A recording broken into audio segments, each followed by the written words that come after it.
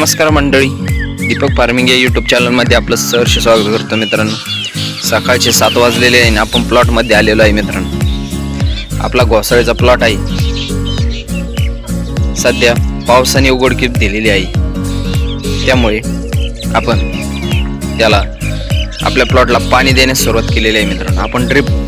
आपण साधारण 6 फुटाची बेड जी केली होती, 6 फूट अंतरावर 3-3 फुटाची सरी पाडली होती. एकाड एक सरी आपण घोसाळीची लागवड केलेली आहे. त्या बेडवर ड्रिप आतरून आपण त्यास पाणी देण्यास सुरुवात केलेली आहे.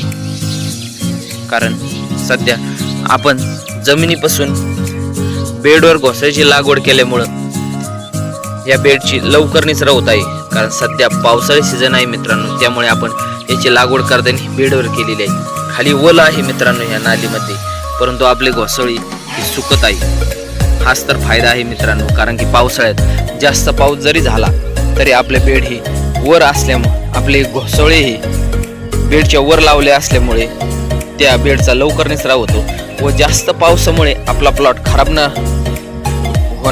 होत नाही मित्रांनो. त्यामुळे आपण या अशा पद्धतीने पावसाळी सीझनला घोसाळे ही बेडवर लावलेली आहे. एकदम छानरित्या घोसाळे सुद्धा आलेले आहे मित्रांनो. लवकरच आपण याची मांडव बांधणी सुद्धा सुरुवात करणार आहे मित्रांनो. आता यामध्ये कोथिंबीर आहे. सध्या आपण या कोथिंबीरीसाठी शक्यतो 1 लोणी पाणी देण्याचा विचार आहे मित्रांनो, कारण कोथिंबीर चांगल्या प्रकारे येईल व आपल्या 15 ते 20 दिवसामध्ये कोथिंबीरीची ही हार्वेस्टिंग सुरुवात होणार आहे मित्रांनो. मांडव बांधणी कशी करायची ती मी आपल्या व्हिडिओमध्ये आपल्याला दाखवलेच मित्रांनो. ही भेंडी आहे, भेंडीमध्ये ही कोथिंबीर आहे. सध्या कोथिंबीराला पाणी देण्याची फार गरज आहे, त्यामुळे आपण लवकरच भेंडीला सुद्धा लोणी पाणी देण्यास सुरुवात करणार आहे मित्रांनो.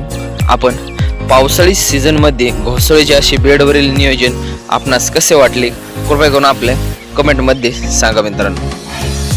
आणि आपण जर आपल्या यूट्यूब चॅनलवर नवीन असेल तर कृपया करून आपला चॅनल सबस्क्राईब करा, जेणेकरून माझे सर्व शेतीविषयक अपडेट आपल्यापर्यंत व भाजीपाला प्लॉटची अपडेट आपल्यापर्यंत पोहोचू शकेल. धन्यवाद.